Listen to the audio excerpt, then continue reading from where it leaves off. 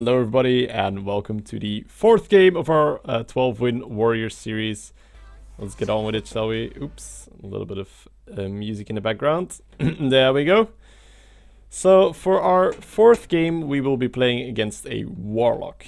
And as you might know, having a very aggressive playstyle against Warlock usually pays off, because their hero power essentially becomes useless if you pressure them hard enough, because they will want to life tap and they will actually help us kill them. So here it's a fairly easy mulligan to begin with. We do not have the coin, which once again is not great for this deck. You'd rather have coin because we have a lot of 4-drops and no really good 3-drops. So playing a 2-drop on turn 2 and then coining out a 4-drop on turn 3 is usually a bit better than playing a 2-drop on turn 2 and then playing another 2-drop on turn 3 because of the lack of 3-drops. But we have to make do with what we have, and right now we do not have the coin. So keeping the 4-drop, in my opinion, is a bit too greedy. It's better to mulligan it, keep the 2-drop, and aim for another 2-drop so that at least we do not have to armor up on turn 3. Excuse me. That is the goal, of course, of this mulligan. And, we won't have to armor up, but Loot Order is not the most glorious of turn 3s. So let's see what we get here. So looks like I was fixing something at the time. Forgot to end my turn. There we go. Poor guy. There we go. Apologies have been made. Formal introduction here. Alright, so our opponent plays a Voidwalker. Neither 2-drop is great against that, but hey, here's a Mad Bomber. That seems like a good card here. Come on, Bomber. Work a miracle. Kill the Voidwalker. Or just deal 3 phase. That's close. He was trying to do both. Damn. Nearly got him, but yeah, can't complain, of course. Anything that doesn't hit your side of the field with a bomber is usually pretty great. So our opponent's gonna go out and coin an Imgang Boss, which is a really, really good coined creature here because we have a 3 and 2, and Imgang Boss will just keep spawning more and more minions. So here, it seems fairly obvious to me that you have 2 viable plays. Play number 1.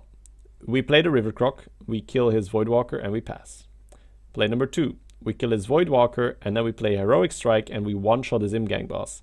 Now, normally the Heroic Strike play would be pretty decent, but there's 2 counter-arguments. Number 1. You're going to miss out on 4 extra reach later on, because the Heroic Strike is an instant card. You can use it right away, whereas a minion has to go onto the board, wait for a turn, and then you're only able to attack. And this deck might lose board control at around that time, so then that minion might not be able to go face, whereas now it's fairly unlikely that the minion gets instantly removed. Also, if we were to Heroic Strike his Imgang Boss, he would just spawn another 1/1, which would be able to finish off the bomber and leave us with an empty board. So to me it seems just a better play to play the River Croc here, use our bomber into his Voidwalker, and continue from there.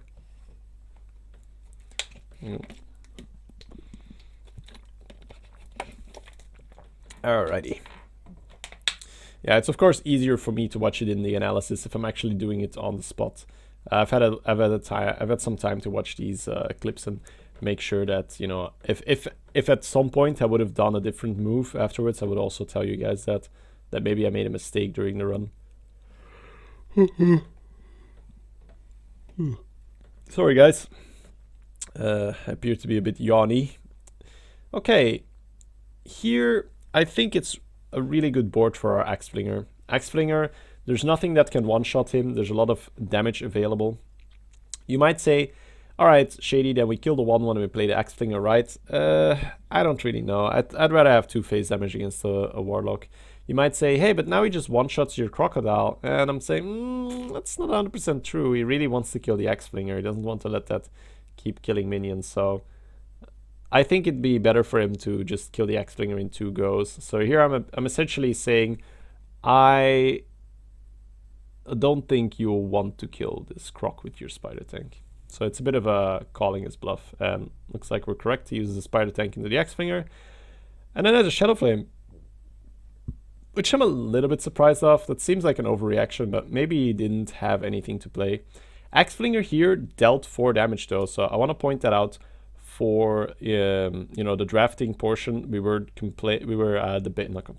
debating a Wolf Rider or an Axe-Flinger, and the Wolf Rider here would have only been able to deal 3, the Axe-Flinger dealt 4. So in terms of the more aggressive phase damage oriented deck, the Axe-Flinger was a better card in this scenario. Here the play seems fairly straightforward, or at least half of the play. We're going to play the Blackwing Tech, seeing as we now have a dragon in the hand. It's our only dragon, so it's a pretty good draw. Now you could play the Loot Hoarder here, or you could play the Fairy Dragon. I'm going to opt for the Loot Hoarder because the Fairy Dragon just gets killed by the Imgang boss, and the Imgang boss will spawn another 1/1. Whereas the Loot Hoarder, yes, it can get killed by the 1/1, but at least I get a card out of it. We're getting up to the point where I need a little bit more steam to close out the game, so I think it's okay to trade in the Loot Hoarder at this point rather than to just offer the Fairy Dragon for free into the Imgang boss.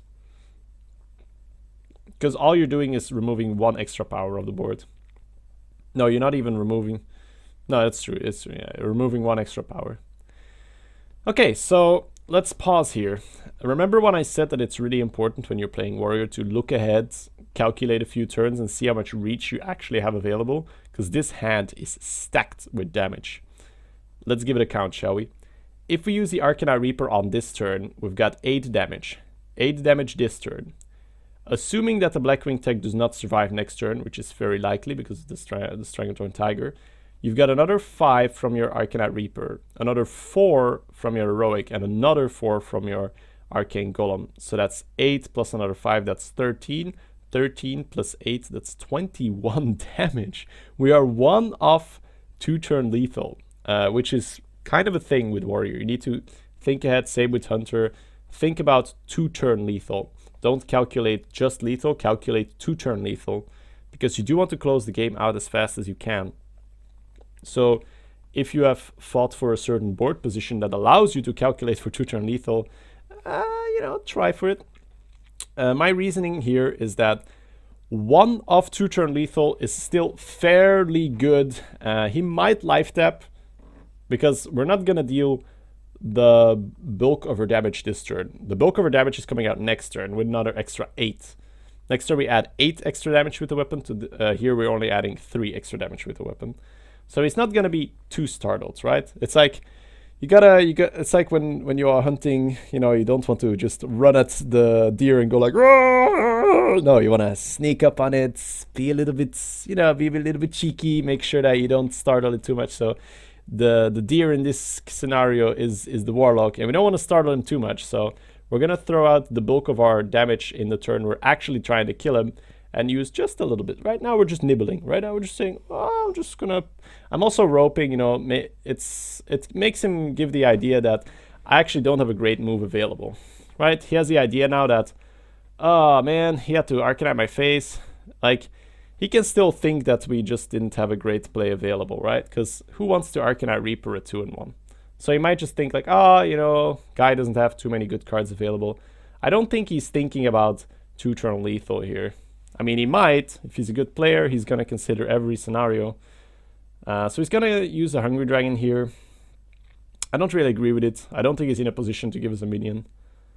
And yeah, as we see, he life taps. So our hunting strategy has worked out.